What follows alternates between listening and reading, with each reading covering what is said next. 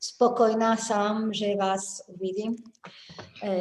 Muchas gracias, Petra. Muchas gracias. Gracias, me alegra verlo. De nuevo a todos, bienvenidos a estas tardes culturales con el Instituto Cervantes, que ya son una costumbre. Yo no sé qué haría si no tuviéramos una actividad ya todas las semanas para poder estar aquí juntos y debatir sobre los temas tan interesantes que estamos planteando, modestia aparte. Hoy comenzamos un nuevo ciclo que se llama Diálogos con la Historia y que durará todo el año, como los ciclos que estamos proponiendo para este año 2021. Se trata de un ciclo de coloquios y conferencias en línea centrados en dos personajes históricos, uno checo y otro español o latinoamericano, que nos acercarán siempre a momentos relevantes de la historia de nuestros entornos. En este primer ciclo, en este primer diálogo con la historia, las protagonistas son la española Clara Campoamor y la checa Františka Plamenková. Ambas relevantes figuras de la política de su tiempo, defensoras de los derechos de la mujer y personajes clave en la obtención del derecho al voto de las mujeres en sus respectivos países. Para hablarnos de ellas y de cuánto les debemos nosotras, las mujeres del siglo XXI, a estas mujeres que nacieron en el siglo XIX en entornos tan difíciles para nosotros ahora, ¿no? Pero también para ellas en aquellos tiempos. Para saber cuánto les debemos están con nosotros Beatriz Ledesma Fernández de Castillejo, filóloga, Eva Ujova, historiadora, y Romana Marchová, periodista de Radio Praga Internacional en español, además de traductora e intérprete que ha colaborado con el Instituto Cervantes en numerosas ocasiones. Romana será la moderadora de este diálogo y ella será la encargada de presentarles a nuestras cuatro protagonistas, a Clara y a Františka, a Eva y a Beatriz. Muchas gracias, Romana. Muchísimas gracias. Hezký večer vám všem. Moc vám děkujeme, že jste si našli čas. Buenas tardes, muchas gracias por conectarse un jueves por la tarde y participar en este programa del Instituto Cervantes. Hoy nos espera una excursión histórica. Vamos a conocer la primera mitad del siglo XX. Vamos a conocer lo que sucedía en la antigua Checoslovaquia y en España cuando se aprobó la ley que autorizó el voto femenino. Conoceremos la personalidad de Františka Plamenková y a Clara Campoamor. Gracias a estas dos mujeres, nosotras o las mujeres, tanto en nuestro país como en España, ahora pueden votar y también pueden ser electas. Františka Plamenková nació en 1895 en Praga y Clara en 1888 en Madrid. Yo creo que encontramos muchas similitudes en sus vidas, ambas muy valientes, muy luchadoras, ambas deseaban conseguir una mejor situación para la mujer, tanto en el hogar como en el ámbito laboral. Ambas lograron superar muchísimos impedimentos y trataron de abrir el mismo ámbito, el mismo campo para otras mujeres, tanto en el ambiente político como en el campo laboral. Para nada vivían en tiempos fáciles. Hablamos sobre el periodo cuando la vida de la mujer se limitaba en el hogar. La mujer entonces funcionaba como ama de casa. Muchas de ellas no podían estudiar, muchas de ellas no sabían ni leer ni escribir. Así que imagínense lo que tenían que superar nuestras personalidades para poder lograr lo que lograron. No obstante, ambas seguían luchando y ambas tuvieron que pagar un precio muy alto por sus actividades. En concreto, Františka incluso tuvo que pagar por su vida porque murió durante el nazismo. En cambio, Clara tuvo que abandonar España debido a la Guerra Civil Española y terminó sus últimos años viviendo en el exilio. De forma breve, entonces, para que conozcan los detalles, pero yo no quiero entonces hablar largo y tendido, puesto que contamos con excelentes personalidades. En este momento me gustaría presentarles a ambas ponentes de forma breve y a continuación primero les cederé la palabra a la señora Uhrova y a continuación a Beatriz para que nos presentes en sus charlas a estas distinguidas damas. Primero voy a hablar sobre la señora Uhrova. La señora Eva Uhrova había estudiado el periodismo en la Universidad Carolina, escribía y publicaba en las revistas femeninas y se especializa durante mucho tiempo en el movimiento femenino en la República Checa, en Checoslovaquia, y entonces también se especializa en los estudios dedicados a las mujeres que luchaban por los derechos en general y se centraba en las mujeres que antes del 89 se conocían poco. Muchas veces son personalidades algo desconocidas, entonces trata de evitar que sean olvidadas. Publicó, entre otros, la monografía sobre Františka Plaminkova. La obra se denomina Františka Plaminkova Alegre y Agria. Si les inspira la charla de hoy, podrán entonces conseguir este libro en Praga. También ha publicado otras obras sobre otras mujeres destacadas. En concreto, me gustaría comentar que basándose en el libro de la señora Uhrova, el año pasado la televisión checa presentó un documental sobre Františka Plaminkova para recordar entonces las hazañas de Františka Plaminkova. Es escritora e investigadora literaria. Obtuvo su doctorado en Letras Hispánicas por la Universidad Autónoma de Madrid con su tesis dedicada a la aportación literaria de Clara Campoamor, de la que estamos hablando hoy, y de Federico Fernández de Castillejo en el exilio argentino. Es especialista en la literatura de la diáspora republicana en el Río de la Plata, y ha compilado y prologado 2 obras vinculadas a Clara Campoamor. Una es Del amor y otras pasiones y el otro libro es La mujer quiere alas y otros ensayos.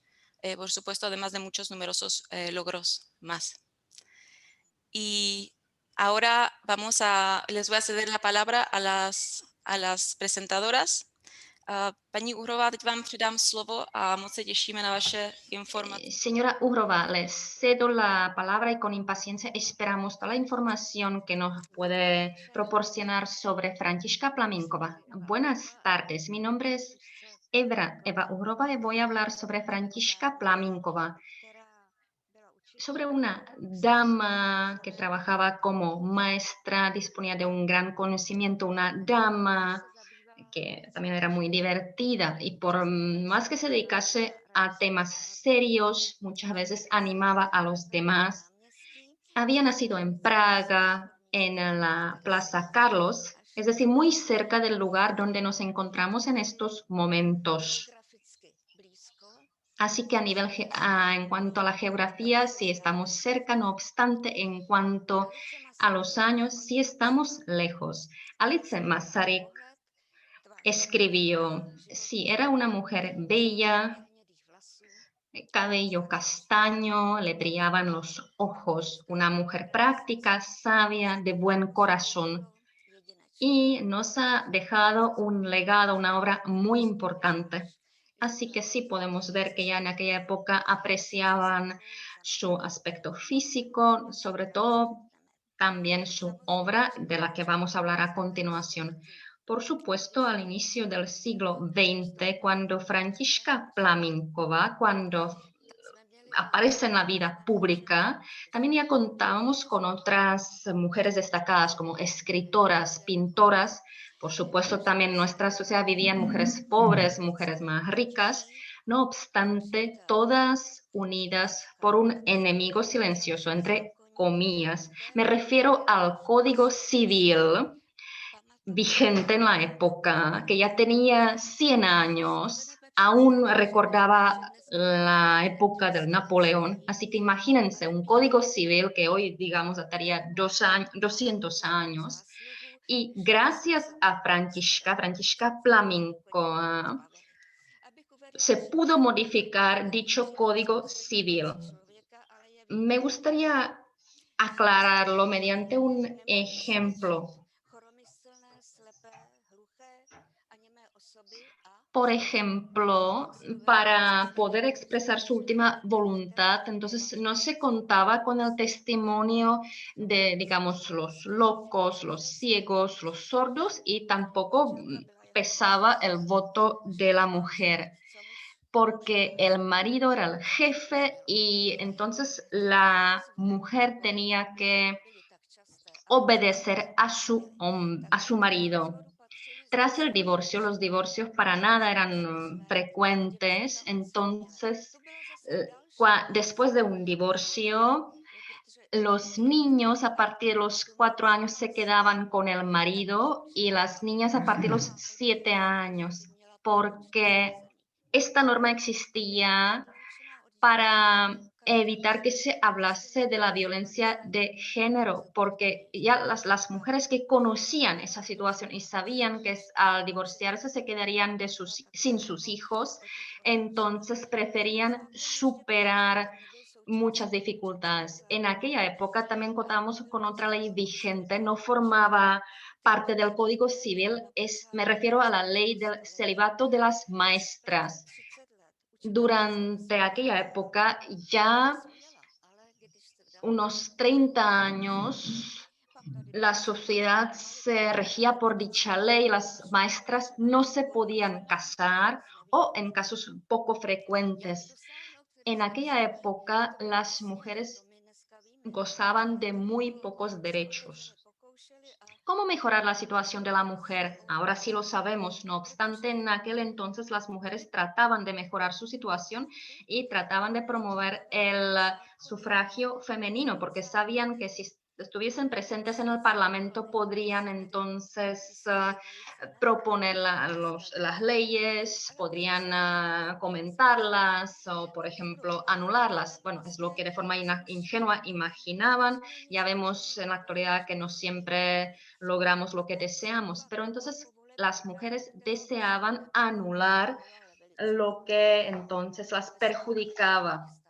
En algunos países, por ejemplo en Nueva Zelanda, en los Estados Unidos, en pocos lugares ya existía el derecho a voto femenino. Entonces ahí se inicia la lucha por el sufragio femenino general. Y Františka Plaminková luchaba en este ámbito, participaba en las reuniones públicas y también escribía textos que apoyaban esta iniciativa. Y la primera ocasión, la primera oportunidad nace cuando el Parlamento, que entonces se encontraba en Viena, entonces una vez en una de las reuniones también se presentó una petición enviada a Viena. No obstante, el nuevo derecho a voto, ya algunas mujeres ricas sí disponían de algunos derechos, no obstante, la nueva ley electoral anuló los derechos existentes de la mujer. Y entonces, repito, pues lo que ya comenté, expliqué, por ejemplo, en aquella ley se anulan todos los derechos de los que disponían las mujeres y entonces impedían el voto de la mujer. Otro tema que preocupaba a las mujeres era el lugar de donde podrían defender sus derechos. Entonces, ellas se centraban en la Asamblea Checa que se encontraba en Praga, y por eso también respetamos tanto a Františka Plaminková. Y Františka se dio cuenta de que el derecho electoral sí permite a las mujeres ser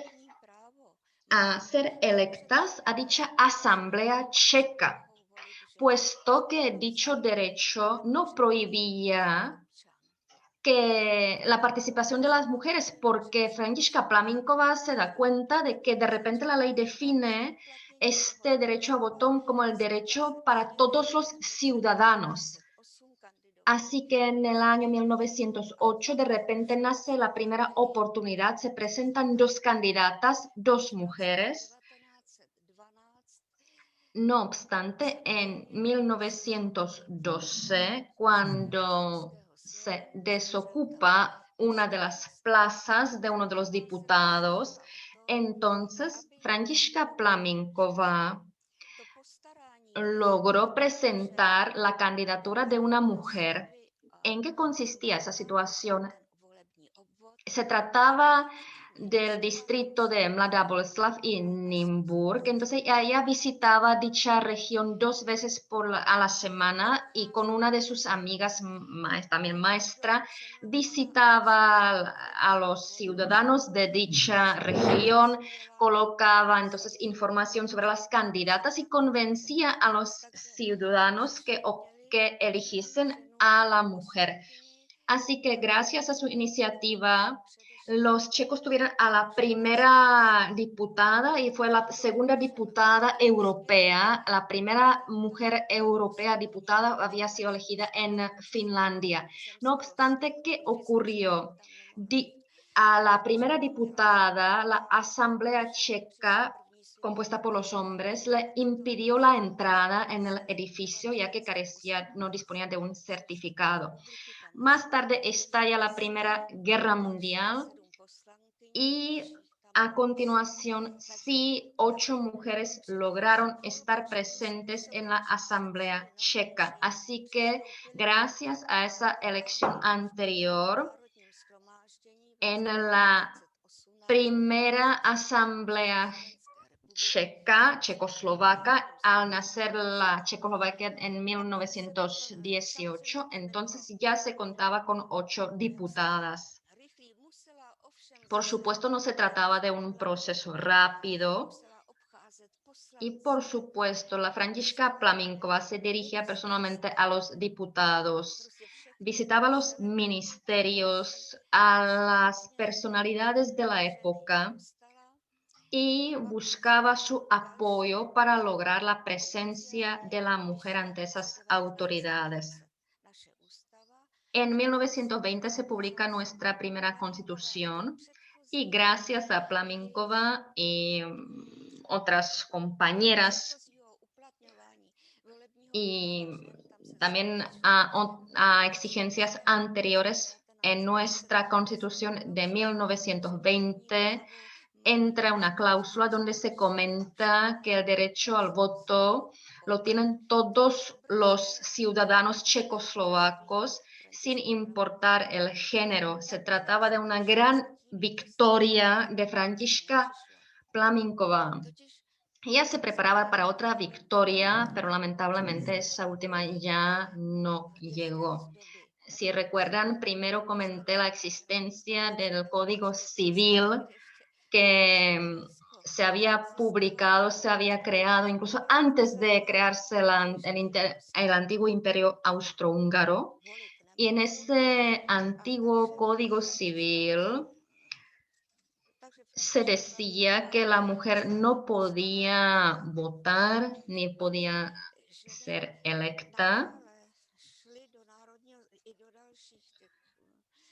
Y podemos decir que gracias al esfuerzo de Františka Plamenková, las mujeres sí podían votar por fin. ¿Qué más le puedo comentar sobre el tema?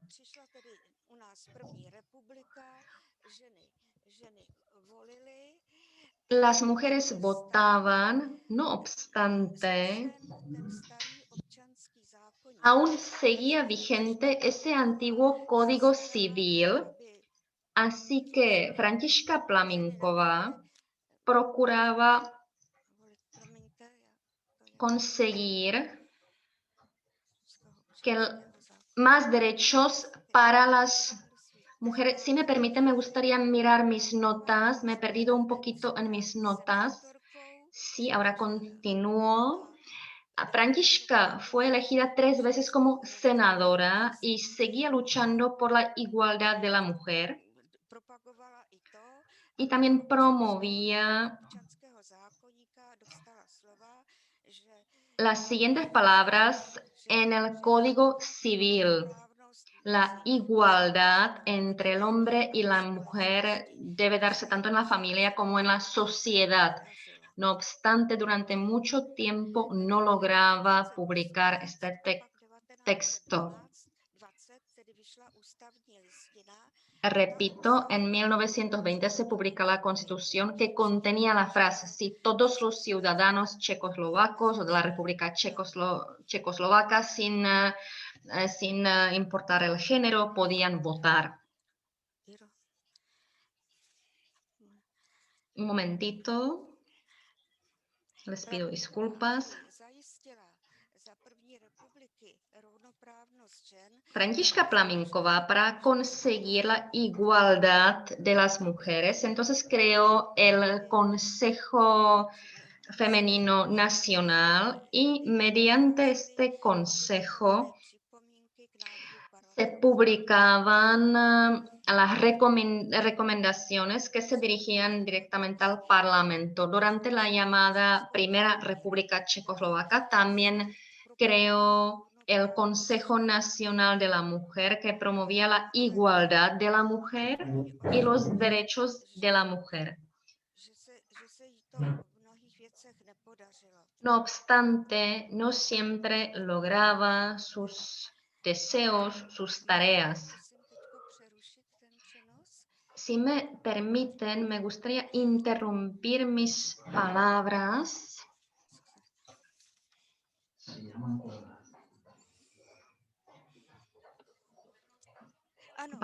Si me pueden apagar el micrófono por un momentito.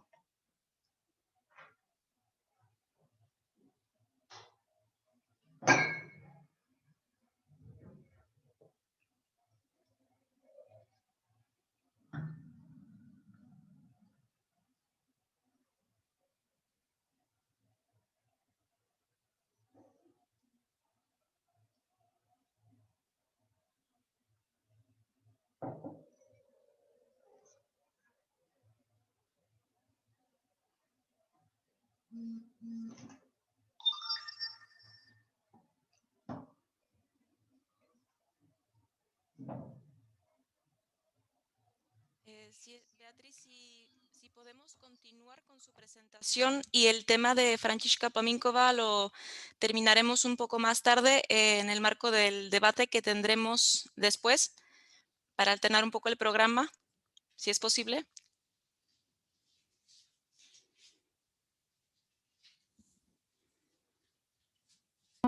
Sí, perfecto, no hay ningún problema. Voy a compartir entonces mi presentación, ¿vale? Para que podamos ir viendo las imágenes. Entonces, simplemente voy a... Me parece que es esta.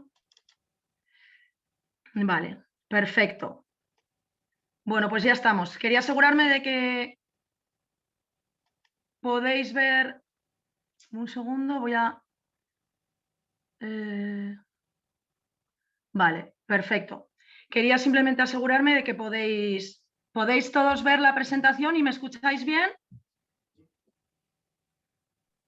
Sí. ¿Sí? Ahora no, un segundo. Le acabo de quitar. Perfecto. Un momento, perdón. Estoy colocándola otra vez. Ahí, perfecto. Vale, yo creo que ya está. ¿Me escucháis bien? Sí, se oye muy bien, sí. Vale, perfecto.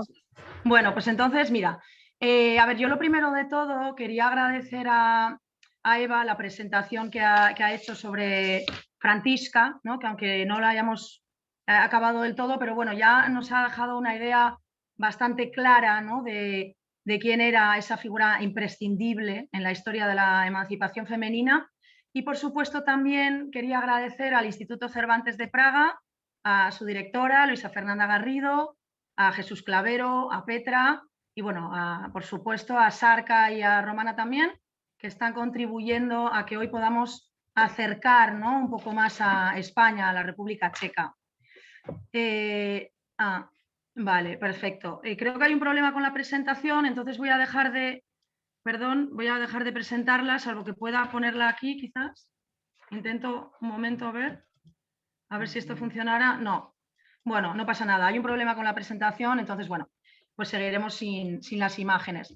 Entonces, bueno, decía que muchas gracias porque, bueno, estáis contribuyendo, ¿no?, a que hoy podamos acercar un poco más a España, a la República Checa. Y a mí me parece una iniciativa realmente extraordinaria el poder asociar estos dos nombres, el de Clara y el de Františka, ¿no?, una española y otra checa, campeonas ambas de los derechos humanos femeninos del siglo XX, y que de alguna manera, a través de este acto, ¿no?, a través de esta iniciativa de hoy, pues de alguna manera queden ya asociados para la posteridad estos dos nombres, ¿no? Y bueno, además son dos figuras con muchos paralelismos, ¿no? Me parece que lo has dicho al principio, Romana, eran coetáneas, aunque Františka es algo mayor que Clara, comparten muchos rasgos de carácter, entre ellos el sentido de la justicia, la capacidad de trabajo. Ambas eran grandes oradoras y son de una extracción social similar, ¿no? Pero sobre todo, yo diría que las dos pagaron un alto precio por su lucha y por sus conquistas. Una, en el caso de Františka, lo pagó con la vida, y la otra, en el caso de Clara, lo pagó con un exilio sin fin, como luego veremos.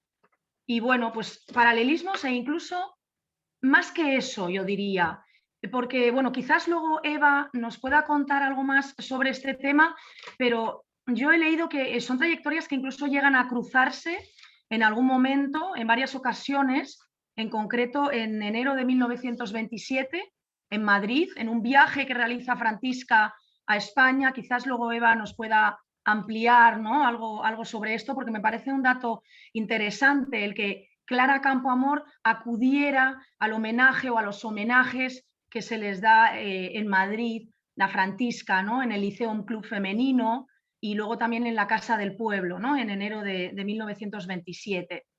Entonces, bueno, además también me parece bastante simbólico el hecho de que estemos rindiendo homenaje a estas dos figuras precisamente este año, ¿no?, justo ahora, en que se cumple, en este 2021, en concreto el 1 de octubre, el 90 aniversario del voto femenino en España.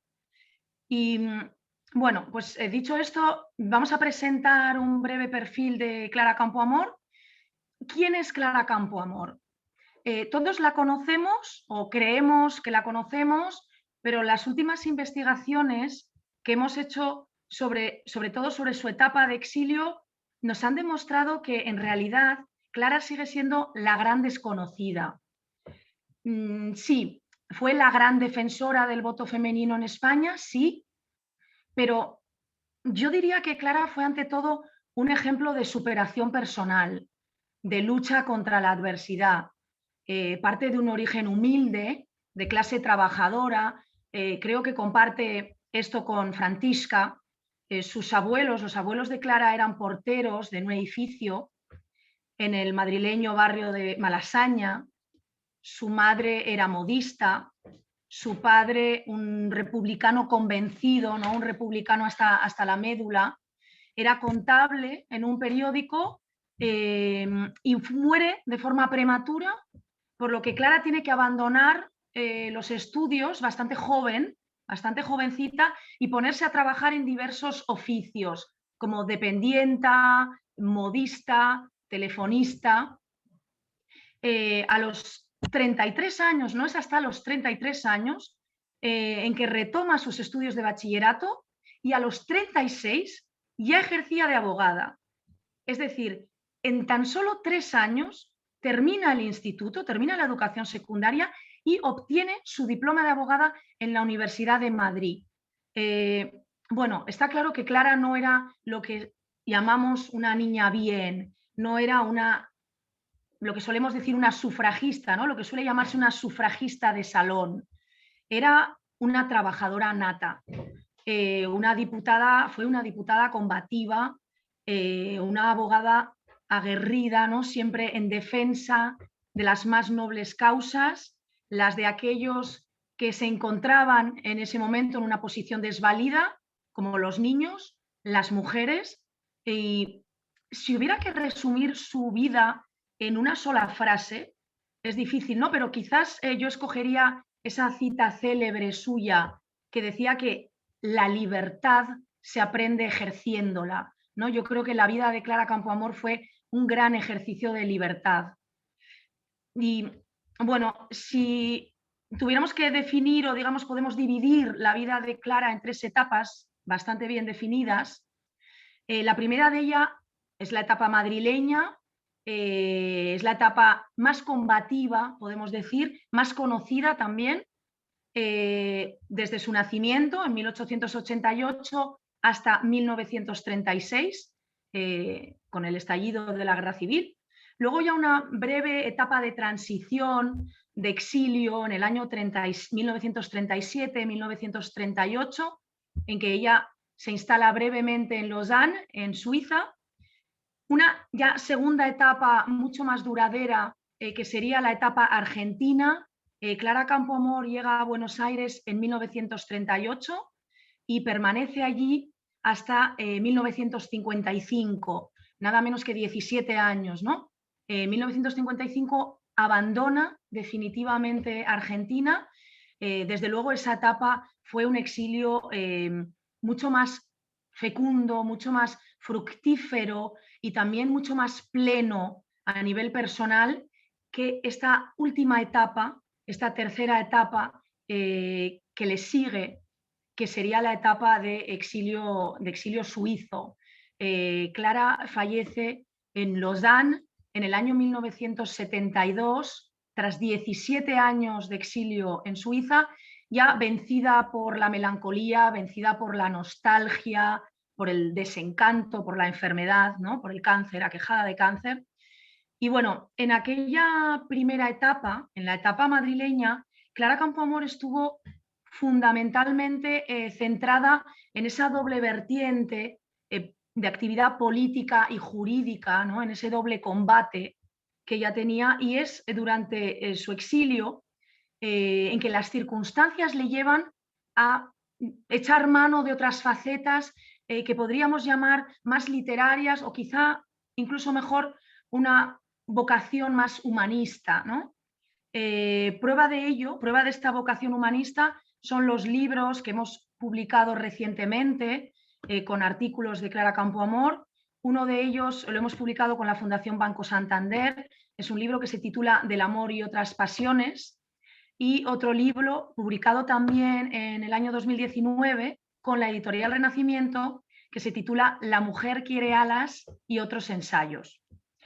Bueno, pero en esta ocasión, hoy, aquí nos vamos a centrar fundamentalmente en esa primera etapa política, que también hemos investigado a fondo, sobre todo en el archivo de la Biblioteca del Congreso de los Diputados. Y a modo de introducción, a mí me gustaría dar unas breves pinceladas sobre el contexto sociopolítico en el que crece Clara Campoamor. Unos breves datos, simplemente. El analfabetismo en España había descendido considerablemente durante el siglo XIX y principios del siglo XX, y más o menos, para que nos hagamos una idea, hacia 1930 la tasa de analfabetismo femenino en España es del 47% y la del analfabetismo masculino es del 36%. Es decir, casi la mitad de las mujeres españolas no sabía leer ni escribir. Eso nos da una idea de las limitaciones, de la falta de oportunidades, tanto desde el punto de vista cultural como desde el punto de vista laboral, a las que se enfrentaban las mujeres de España en ese periodo. Estamos hablando de el final de la dictadura de Primo de Rivera en 1930 y del inicio de la Segunda República, que como sabemos se proclamó el 14 de abril de 1931. Pues bien, durante la Segunda República sí que se llevan a cabo una serie de políticas de reforma educativa que tienen bastante éxito, sobre todo iniciativas como creación de escuelas elementales, como la erradicación del analfabetismo infantil. Y bueno, dan sus frutos porque en 6 años, tan solo 6 años de república, la tasa de analfabetismo femenino desciende o cae al 39% y la de los hombres, la de los varones, al 24%. Pero bueno, si ya más o menos con estas cifras podemos imaginar los obstáculos, ¿no?, a los que tenía que hacer frente la mujer en España para acceder a la educación primaria, para acceder a la educación secundaria y a la formación profesional, podemos de alguna forma imaginar hasta qué punto, ¿no?, de qué manera se multiplicaban al tratarse de la educación superior. Había algunos casos aislados, sí, algunos casos, algunas excepciones, como por ejemplo el caso de Concepción Arenal, ¿no?, interesantísimo, una mujer que en 1840 acudía a las aulas universitarias disfrazada de varón para poder ir a la universidad, ¿no? Se disfrazaba de varón. O, por ejemplo, el caso de Benita Asas Manterola, que obtiene su título de maestra en 1897 y que fue una de las, además de amiga de Clara, fue una de las figuras inspiradoras para Clara Campoamor, ¿no? O bueno, el caso de la propia Clara también, sin ir más lejos, que obtiene su diploma de abogada en la Universidad de Madrid en 1924, el mismo año en que lo obtiene también otra, bueno, conocida, ¿no?, célebre feminista española, que era Victoria Kent. Pero aparte de estas contadas excepciones, los hombres monopolizaban por completo la educación superior. En España, únicamente a partir de 1910 fueron admitidas las mujeres a la universidad, por supuesto con cuentagotas al principio, pocas, muy pocas, eran las mujeres que estudiaban una carrera, pero muchas menos aún eran las mujeres que después ejercían esta carrera, ¿no?, su profesión.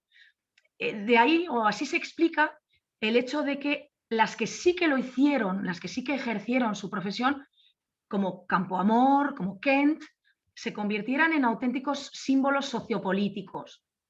En los inicios de su trayectoria pública, siendo todavía bastante joven, en mayo de 1923, Campoamor escribe unas líneas que, a mi modo de ver, definen bastante bien la forma que ella tenía de entender el feminismo, por lo menos en sus inicios. Es un feminismo que luego, por supuesto, con los años fue evolucionando, se fue depurando, quizás hacia posiciones más políticas, pero ya esta visión inicial del feminismo de Clara resulta precursora, ¿no? Ella escribe, voy a leer textualmente, en 1923, dice: en toda mujer hay una feminista, no solo en las que alcanzan una independencia económica, sino también, en general, en toda mujer que en uno y otro aspecto ha salido del radio de acción que antaño la circunscribía al hogar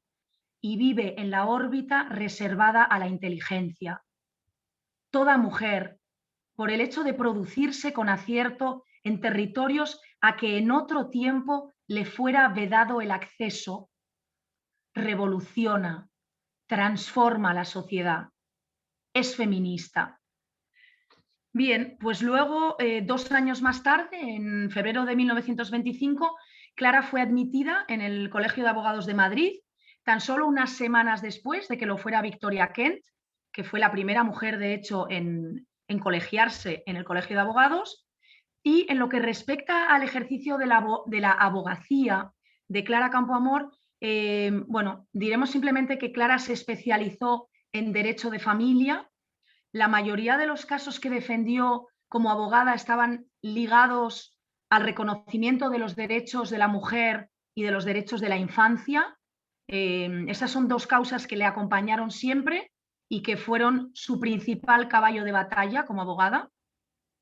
Y luego, por supuesto, no podemos olvidar mencionar que la vida de Clara está muy vinculada a esa institución faro de la vida cultural española que fue el Ateneo. Al principio como socia simplemente, pero luego ya en 1930 ocupó un cargo directivo en la Junta de Gobierno del Ateneo. Allí conoce a figuras que para ella resultan de una gran inspiración, como fue el caso de Benita Asas Manterola. Y luego ya, en 1925, pronunció una conferencia en la Academia de Jurisprudencia de Madrid que a mí me gustaría resaltar porque me parece que de alguna manera es una buena muestra, una muestra bastante representativa de la lucidez de Clara Campoamor, ¿no? Ella auguró, voy a leer textualmente lo que dijo, ella dijo: el siglo XX será, no lo dudéis, el de la emancipación femenina. Es imposible imaginar a una mujer de los tiempos modernos que, como principio básico de individualidad, no aspira a la libertad. Bien, pues de todos modos, ahora vamos a centrarnos en su actividad parlamentaria y vamos a empezar por el principio. ¿Cómo fue posible que una mujer, Clara Campoamor, defendiera el derecho al voto femenino en el Congreso de los Diputados? Bueno, pues esto fue posible porque se daba la paradoja de que las mujeres pudieran ser parlamentarias, pero no votar en las urnas. Es decir, que podían ser elegidas, lo que sería el sufragio pasivo, pero no electoras, no el ejercer el sufragio activo. Así que las dos diputadas que había en la Cámara en ese momento, en realidad habían sido elegidas por hombres. Como sabemos, en ese momento hay dos mujeres en el Congreso de los Diputados y cada una de ellas, como veremos, defiende una postura muy distinta ante la cuestión del voto femenino. Una de ellas es Victoria Kent, que es diputada por el Partido Socialista, y la otra es Clara, que había sido elegida por el partido, diputada por el Partido Radical de Lerroux, también por la circunscripción de Madrid. Y luego ya unas semanas más tarde se unirá a ellas una tercera mujer, que es Margarita Nelken, por el Partido Socialista. ¿Vale? Pero me gustaría dar un par de datos que a mí me parecen importantes, pero o por lo menos simbólicos, pero que a menudo pasan desapercibidos. Uno de ellos es que Clara Campoamor participó en la redacción de la Constitución de 1931. De hecho, por eso la primera legislatura de la Segunda República, la de 1931, por eso se les llama Cortes Constituyentes. Pues bien, Clara participa en la comisión encargada de redactar esta Constitución. Y luego un segundo dato también relevante es que Clara fue la primera mujer que habló en las Cortes Españolas en septiembre de 1931. Y bueno, ¿qué más podemos decir de Clara Campoamor? Podemos decir que era una persona que se había hecho a sí misma, por supuesto. Era una persona de una inteligencia y una lucidez excepcionales, de una valentía extraordinaria. Además, ya lo hemos mencionado, al igual que Francisca, era una brillante oradora. Pero hay que resaltar que Clara tenía, sí, una gran ambición, pero era una ambición muy respetable, ¿no? En el mejor sentido de la palabra. Clara quería estar en la Cámara de los Diputados porque tenía una causa que defender. Y cuando estuvo allí, la defendió contra viento y marea, porque sí que se encontró con muchísimos obstáculos, con muchísimas zancadillas, algunas de ellas muy sonadas, muy mediáticas. Por ejemplo, podemos resaltar la del diputado galleguista, de la minoría galleguista, Novoa Santos, que para justificar su postura contraria al voto femenino alegó el histerismo inherente a la mujer, o también encontró Clara reticencias y obstáculos en su propio partido, en el seno del Partido Radical, como fue, por ejemplo, el caso del diputado José Álvarez Builla, quien dijo, y voy a leer textualmente lo que dijo este diputado, dijo: permitidme que, rindiendo un fervoroso culto a esa mitad del género humano, os diga, y perdone la señorita Campoamor, que si todas fueran como ella, no tendría inconveniente en darles el voto.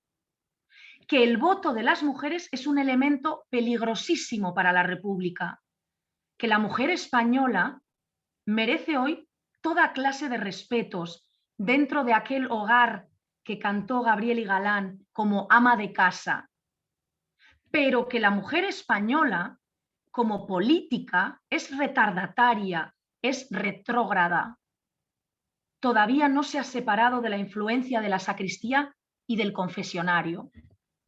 Entonces, Clara responde a este diputado diciendo una frase que a mí, bueno, me gusta mucho, me parece muy acertada, ¿no? Como muchas de sus respuestas improvisadas, recordémoslo, en el Congreso, le contesta: es difícil saber lo que la mujer es porque cada hombre la define a su manera. Y quizás sea el momento de dejar que la mujer se defina a sí misma por sus propios actos.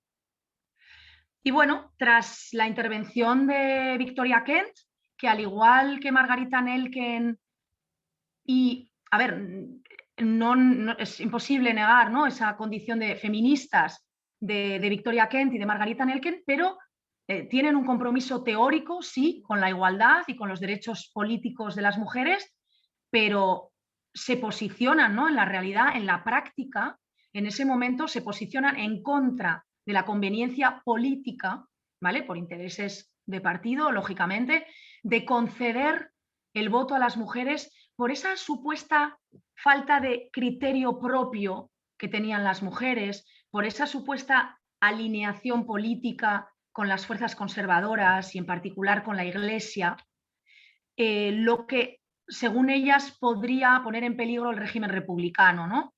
Entonces, bueno, Campoamor sigue con sus combates oratorios, con sus discursos, en concreto en la sesión del 29 de septiembre de 1931 tiene un enfrentamiento verbal bastante acalorado, ¿no?, con Victoria Kent. En la prensa del momento, los periódicos del momento se hicieron eco de este enfrentamiento dialéctico entre ambas diputadas y, en concreto, un diario de la época dijo con sorna, ¿no?, burlándose, dijo lo siguiente: dos mujeres solamente en la Cámara y ni por casualidad están de acuerdo. Bueno, pues Clara continúa, ¿no?, en la siguiente sesión, que es la del día siguiente, la del 30 de septiembre, interviene de nuevo, pronuncia un discurso histórico, no tanto feminista, sino, podríamos decir, humanista, ¿no?, como a Clara le gustaba decir, del que me gustaría leeros un breve fragmento, ¿vale? Entonces, dijo: señores diputados, yo hablo en nombre de una convicción. Yo no creo, no puedo creer que la mujer sea un peligro para la República, porque yo he visto a la mujer reaccionar frente a la dictadura y con la República. Lo que pudiera ser un peligro es que la mujer pensara que la dictadura la quiso atraer y que la República la rechaza. Ese sería el peligro. Porque aunque lo que la dictadura le concedió fue la igualdad en nada, como me he complacido yo siempre en decir, lo cierto es que dentro de su sistema absurdo e ilegal, llamaba a la mujer a unos pretendidos derechos, y cuando la mujer, al advenimiento de la República, asistió al hombre de la forma en que lo hizo: resolved lo que queráis, pero afrontando la responsabilidad de dar entrada a esa mitad del género humano en la política, para que la política sea cosa de dos, porque solo hay una cosa que hace un sexo solo: alumbrar.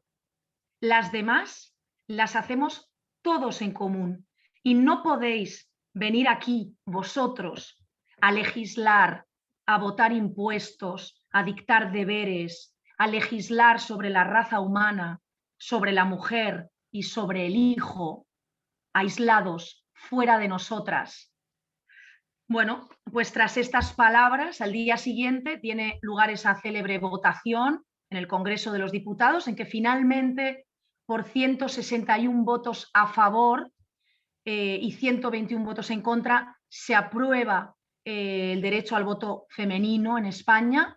Entre los diputados que aprobaron el derecho al voto femenino se hallaban Niceto Alcalá Zamora, primer presidente de la Segunda República, el intelectual cordobés Federico Fernández de Castillejo y, lógicamente, Clara y otros muchos. Pero es precisamente esa fecha, la del día 1 de octubre, la fecha que consideramos la fecha oficial, ¿no?, del aniversario del derecho al voto femenino en España, del que, como comentábamos al principio de esta charla, se cumplen precisamente este año 90 años, ¿no? Y luego, además de su ya legendaria defensa del voto femenino, algo que suele olvidarse es la cuestión del divorcio. La cuestión del divorcio también fue debatida y promovida en el Congreso y aprobada finalmente a instancias de Clara Campoamor, ¿no? Ella defendió la ley del divorcio. Fue la única mujer también en hacerlo. En febrero de 1932 es cuando se procedió a la aprobación definitiva de esta ley, que, como sabemos, fue una ley progresista, que luego fue derogada, lógicamente, en 1939 con el advenimiento de la dictadura, y el divorcio ya no volvería a legalizarse en España, como sabemos, hasta ya el año 1981. Y bien, a ver, ¿qué consecuencias tiene realmente para Clara esta defensa del voto femenino? Diríamos que la consecuencia inmediata fue que esta lucha que llevó a cabo Clara implicó o supuso la muerte súbita en su carrera parlamentaria.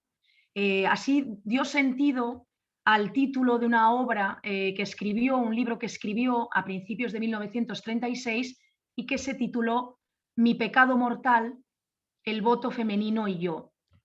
De hecho, lo fue.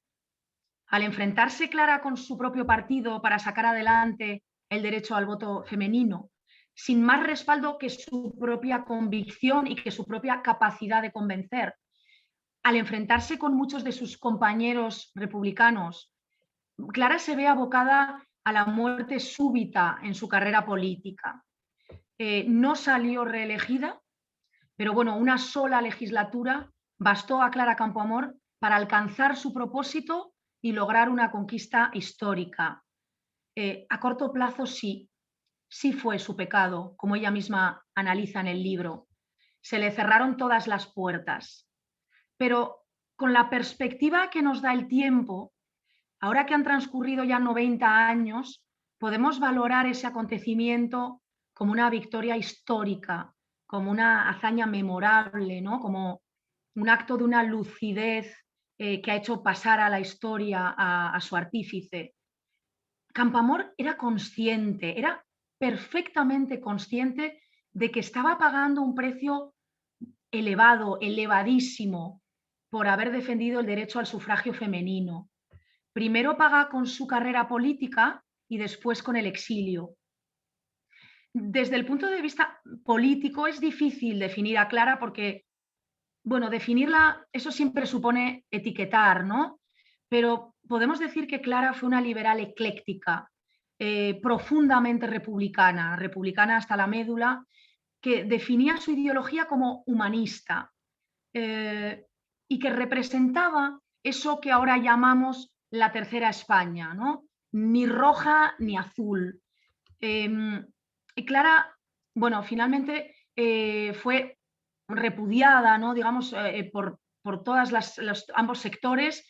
Las derechas no le perdonan a Clara el ser republicana, no le perdonan el pertenecer a la masonería, el haber defendido el divorcio, el haber querido fiscalizar las fundaciones privadas, y las izquierdas no le perdonan el haber traído, o no le perdonaron, mejor dicho, el haber traído el voto de la mujer. Entonces, bueno, ella salió, como hemos dicho, bueno, pues perseguida, ¿no? por ambas facciones, pero yo creo que podríamos decir que Clara, sobre todo, lo que tuvo fue una trayectoria independiente, una trayectoria inclasificable, que rompió moldes y que a nuestro modo de ver, lejos de ser rectilínea, fue sin embargo la de una mujer extremadamente coherente consigo misma. Clara recoge su testimonio en un libro que publica en 1937 en París, al inicio del periplo del exilio, un libro que se titula La Revolución Española vista por una republicana. Y en este libro deja constancia de su equidistancia de ambos extremos y de su rechazo total a la barbarie y a la violencia de uno y otro bando en la Guerra Civil Española. Clara tuvo que huir de Madrid en agosto de 1936, a las pocas semanas de estallar la Guerra Civil, amenazada de muerte, perseguida tanto por las derechas como por las izquierdas. Embarca junto a su madre y una sobrina en un navío de bandera alemana con destino a Italia. El plan que tenían era pasar luego a Suiza, donde les estaba esperando una mujer, su amiga, la abogada suiza Antoinette Kinch, una abogada especializada en los derechos de la mujer, quien de hecho fue la primera mujer que abrió un despacho de abogados en Lausanne, despacho en el que de hecho luego colaboró Clara Campoamor. Pero durante esa travesía en barco, unos falangistas intentan asesinar a Clara para que pagara con su vida ese delito, ¿no?, de haber sido la introductora del divorcio en España.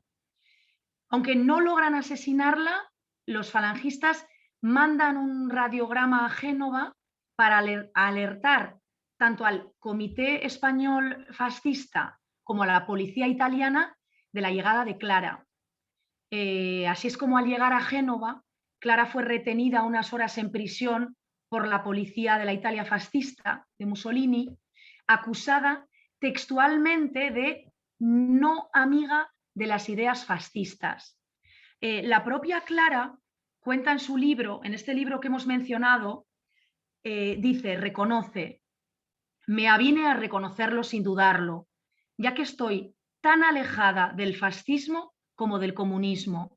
Soy liberal, pero protesté diciendo que seguro que no era necesario ser fascista para atravesar el territorio italiano camino de Suiza. Bien, pues Campoamor permaneció algo menos de 2 años en Lausanne, al cabo de los cuales viajó a Argentina. De hecho, Clara cumple 50 años en el buque inglés que la traslada a Buenos Aires. Y ya para finalizar, podríamos decir que una de las grandes paradojas de la vida de Campoamor es que después de una lucha sin cuartel a favor de la obtención del derecho al voto de la mujer en España, su exilio transcurre en 2 países en los que el sufragio universal tardaría en ser una realidad. Aunque, bueno, nos queda el consuelo de que pudo al menos presenciar, ¿no?, esta conquista en ambos países, en el caso de Argentina en 1947 de la mano de Perón, en el caso de Suiza un poco más tardíamente, en 1971. Pero paradójicamente, Clara Campoamor no vivió para ver la restauración del voto libre universal en España, ya que, como sabemos, esta restauración no se produjo hasta 1976, ya entrada la transición española, es decir, 4 años después de la muerte de la propia Clara Campoamor y 45 años después de su histórica conquista. Bueno, pues les agradezco mucho su atención y paso la palabra, no sé si a Romana o... Perfecto. Muchas gracias, Beatriz, muy interesante. Se me ocurre directamente una pregunta porque preparándome para esta sesión nuestra, leí también un poco sobre Victoria Kent y me llamó la atención de que ella, bueno, además de las razones políticas y el temor de que las mujeres votaran en contra de la República, que no quería apoyar el voto el sufragio femenino porque consideraba que primero había que cambiar la mentalidad de la sociedad española antes de introducir el sufragio. Y me pregunto, ¿dónde estaría España, posiblemente otros países también, si tuviéramos que esperar a que cambiara el pensamiento de la sociedad para introducir algo. Exacto, totalmente. Victoria Kent tenía, como hemos dicho, un compromiso teórico con la igualdad con la igualdad de derechos, pero bueno, quizá por disciplina de partido, quizá porque realmente pensó en ese momento que la mujer suponía una amenaza para la República, decidió posponer o pensó que era adecuado posponer esa igualdad de derechos. Clara Campoamor, por supuesto, nunca pensó que el hecho de posponer fuera una solución y como tú has dicho, Romana, nunca hubiera llegado, ¿no? Es decir, nunca se hubiera dado ese momento, esas circunstancias ideales, ¿no? Entonces, Clara Campoamor lo que hizo fue forzarlas, provocarlas y bueno, y consiguió, ¿no? Su principal lucha, ¿no? Ella llegó al Congreso de los Diputados con la gran, la gran obsesión de traer el derecho al voto femenino en España y lo logró, ¿no? Paní Uhrová, já si myslím, že možná Františka Plamínková by... Señora Uhrova, yo creo que Františka más bien defendería a Clara. Yo creo que también optaría por soluciones más radicales, es decir, optar por las soluciones incluso antes de que se preparase la sociedad. ¿Qué opina?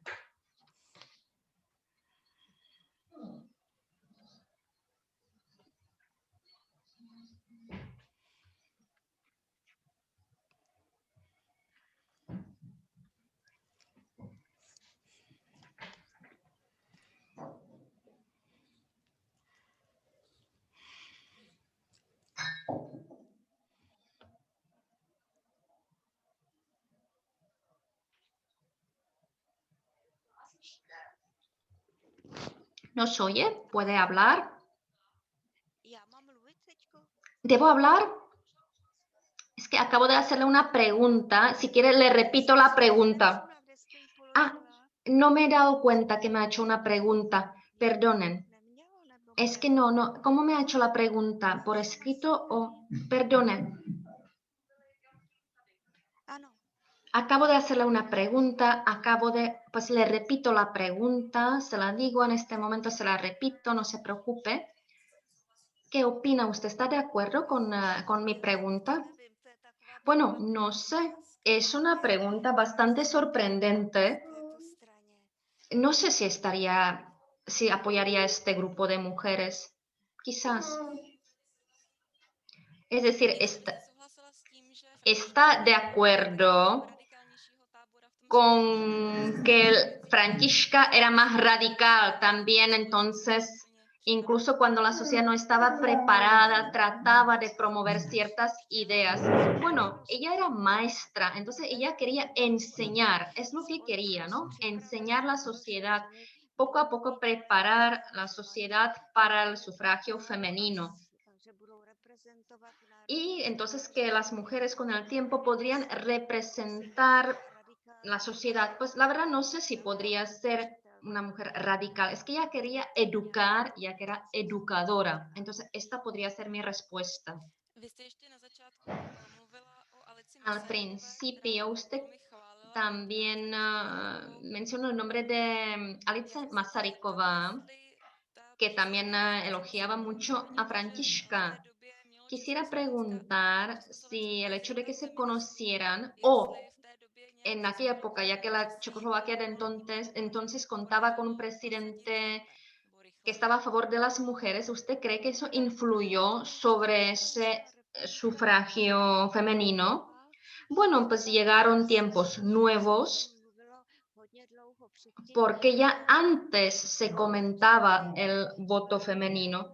Y bueno, sí, en esos nuevos tiempos, sí, también con la nueva constitución aparece el derecho al voto para la mujer. Sí, así le contestaría. Y se me ocurre otra pregunta dirigida a ambas ponentes. Su libro inspiró a la televisión checa para hacer un documental sobre Františka Plamínková y hace unos años en España se filmó una película sobre Clara Campoamor, una mujer olvidada. Entonces creo que es un tema, ese olvido es algo que se repite. Quisiera preguntar por qué sabemos tan poco sobre esas mujeres que lograron tantísimo, porque yo cuando iba al cole, pues no aprendíamos nada sobre Františka Plamenková. ¿Qué es lo que hacemos mal? ¿Por qué no conocemos esas personalidades? Bueno, si me dirige esta pregunta, es que vivíamos durante otro régimen, entonces no se hablaba sobre Františka, entonces olvidamos a Františka, se hablaba sobre otras heroínas, digamos, heroínas revolucionarias. No obstante, pues no se comentaba nada sobre Františka y podemos decir que la personalidad de Františka se descubre tras los cambios políticos en nuestro país, es decir, después del año 89.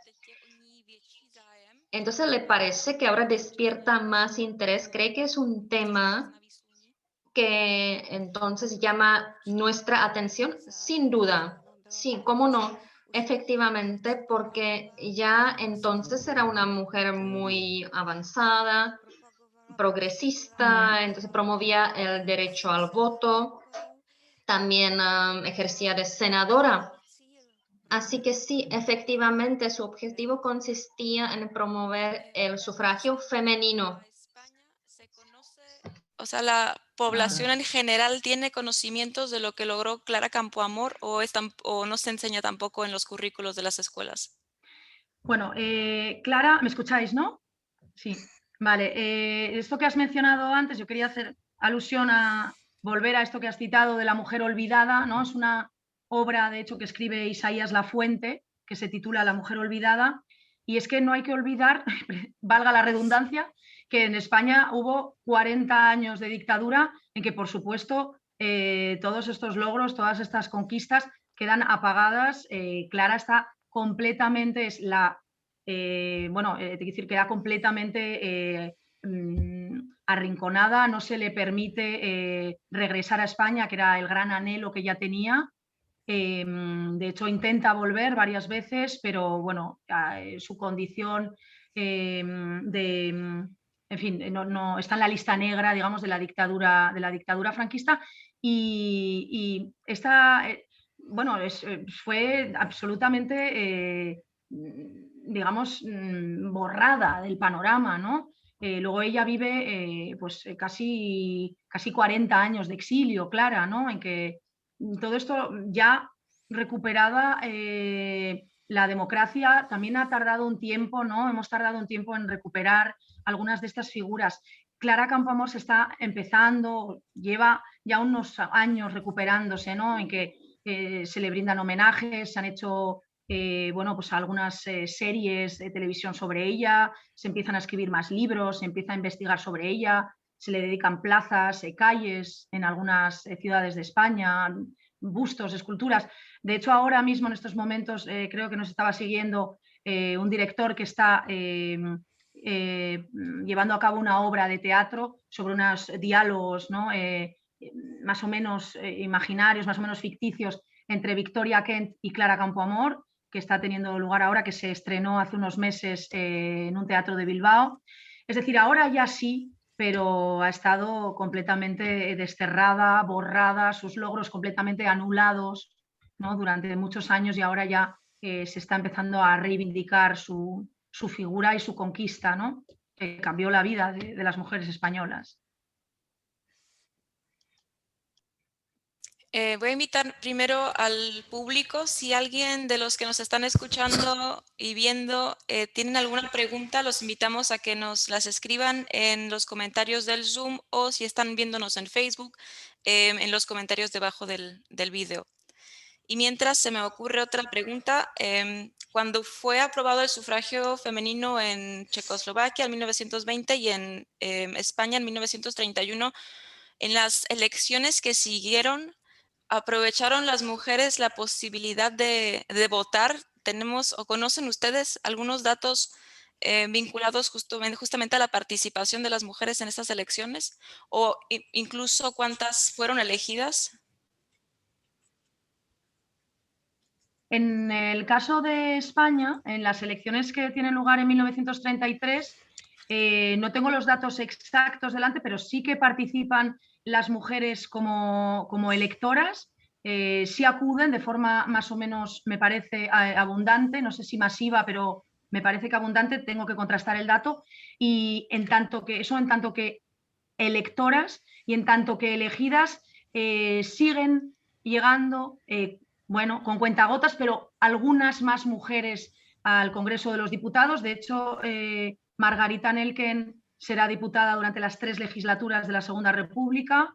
Me parece que Victoria Kent me parece que también repite o renueva en la siguiente legislatura, y luego a ellas se suman algunas diputadas más, o sea que empiezan ya, digamos, durante la segunda y tercera legislatura de la Segunda República ya a tener una mayor presencia como electoras y como elegidas. Pero bueno, de todas formas, esas conquistas rápidamente, luego, por desgracia, se verán anuladas, ¿no? Y habrá un retroceso, pero sí, sí, en el caso de España, sí. Paní Uhrová, pokud se nepletu, tak vlastně Františka Plamínková... Señora Eva, señora Uhrová, si no me equivoco, Františka no logró ser elegida inmediatamente. Si no me equivoco, trabajaba primero en el Ayuntamiento de Praga, tan solo luego fue elegida como senadora en nuestro país. Pero ¿podría decirnos si en la Checoslovaquia de entonces creció el interés entre las mujeres en la vida política? Sí, efectivamente. A partir del año 1918, durante las elecciones generales también 1919, yo creo que en aquella época entonces no teníamos problemas porque en aquella época entonces se desarrollaban los movimientos femeninos y algunas mujeres checas y eslovacas destacaban y estaban preparadas para las elecciones y participaban en los comicios. Y en algunos países sé que tuvieron que llevar a las mujeres a las urnas, pero en nuestro país, al menos según mis estudios, las mujeres inmediatamente participaron de forma activa en los comicios en 1919 y luego también para votar a la Asamblea General en 1920. Y luego ya de forma regular, entonces durante todas las elecciones, o sea, que yo sepa, entonces no se enfrentaban con dificultades. Si retomamos la carrera política de Františka, porque ella se centraba, digamos, en la lucha por la igualdad entre los hombres y las mujeres. Entonces, ¿cuáles fueron sus logros más importantes? Františka Plamínková fue elegida como senadora, es decir, trabajaba en nuestro Senado. ¿Qué más puedo comentar? A ver, es que en realidad representaba la vanguardia entre las mujeres, porque a partir de esta nueva legislación, de la nueva constitución, las mujeres ya se presentaban en las elecciones y ya algunas entonces trabajaban a nivel de nuestros municipios y a nivel nacional, así que ya las mujeres sí podían votar y con mucho gusto entonces participaban en la vida política.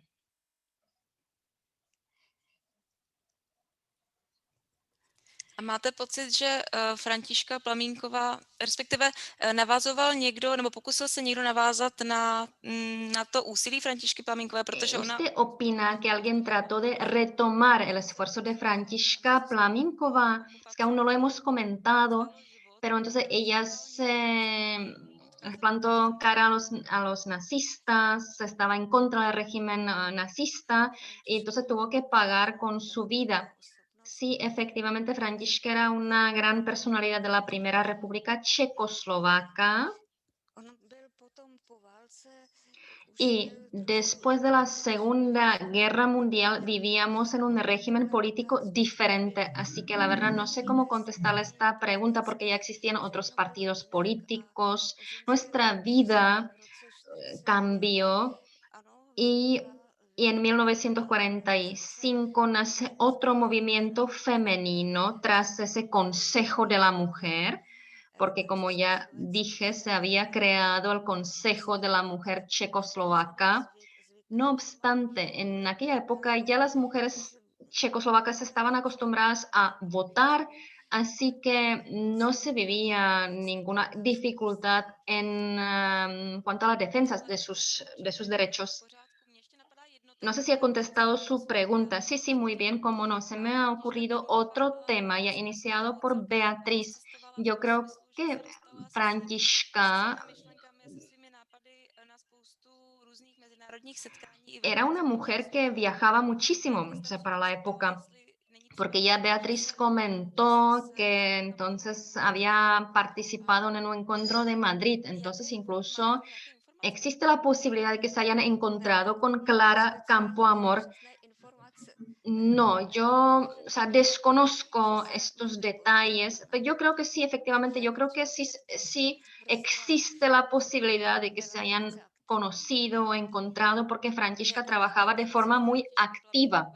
¿Y cuál era el objetivo de Františka durante sus viajes internacionales cuando trataba de entablar relaciones con otras mujeres emancipadas o con otros movimientos de las mujeres en los diferentes países? Bueno, Františka se consideraba feminista y sabía muy bien que las mujeres entonces tienen que defender sus derechos, así que ella canalizaba toda su energía para hacer avanzar a las mujeres, para animarlas, logró su derecho, participó en su sufragio femenino, las animaba a votar y también a participar en el trabajo directivo, defendía su autoestima, así que de cierta forma representaba un horizonte hacia donde miraban las mujeres.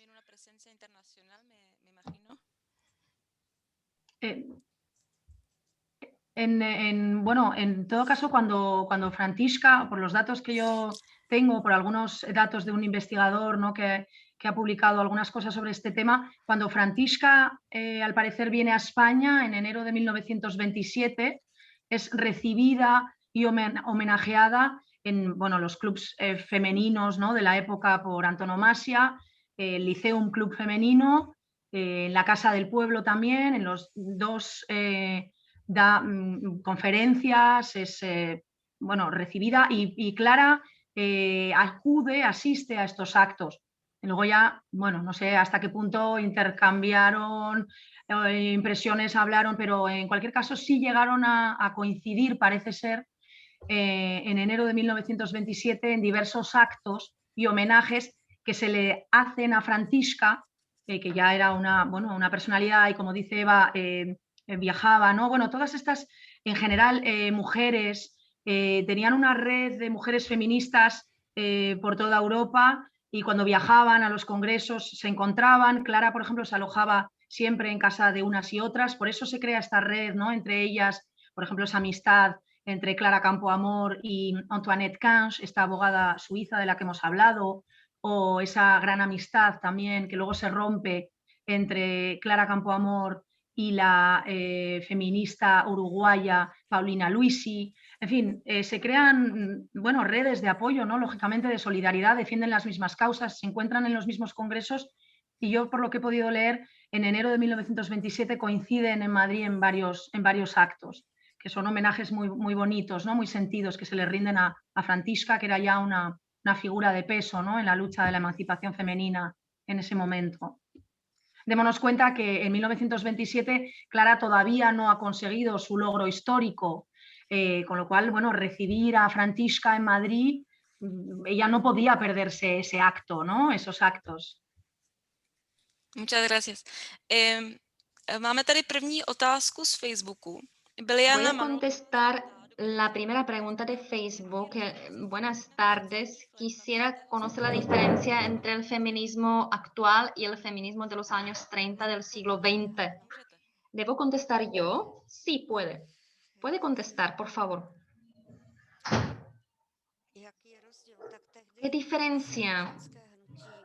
Bueno, en aquella época pocas mujeres participaban en esos movimientos y sobre todo esos movimientos se dividían según las opiniones políticas, así que cada partido político contaba con su propia agrupación destinada a las mujeres. Dependía, por ejemplo, de sus opiniones. Algunas defendían los derechos de las mujeres pobres o, por ejemplo, las mujeres maestras defendían los derechos de las mujeres para que lograsen ser directoras de las escuelas.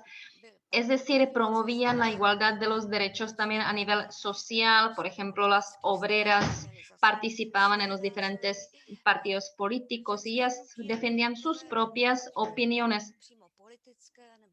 Pero el movimiento de la mujer en general se dirigía hacia la igualdad de géneros en todo, en la educación, en la Cámara de Diputados. En general, sí, esta podría ser mi respuesta. Es decir, tanto mujeres pobres o mujeres ricas, todas entonces anhelaban la igualdad de los derechos. No obstante, piensa que, por ejemplo, esos grupos más bien vivían de forma aislada, puesto que tenían que superar ciertos ideales. Sí, efectivamente, exactamente, porque esas mujeres formaban parte de ciertas clases sociales. Así que de cierta forma defendían cierta línea social. Por un lado estaban las mujeres del Partido Socialdemócrata, que incluso contaban con una sede internacional. Luego también existían las mujeres que defendían los ideales del Partido Comunista, que se dirigían por los ideales del Grupo Internacional Comunista. Luego, por ejemplo, la clase media representada por las maestras, que se reunían en diferentes asociaciones. Y, por ejemplo, Františka Flamenková, nuestra feminista más importante de la época, voy a buscar el nombre, formaba parte de un partido político diferente. O sea, sí, sus objetivos coincidían, no obstante, se distinguía entre las comunistas, las mujeres socialdemócratas, las obreras. Sí, sí. O sea, existía un objetivo común, pero discrepaban en las vías por las que querían optar. Es una pregunta de Facebook y es ¿cuál es la diferencia entre el feminismo de los años 30 del siglo XX y el feminismo actual? Sí, yo estoy de acuerdo con lo que ha dicho Eva, ¿no? Completamente de acuerdo.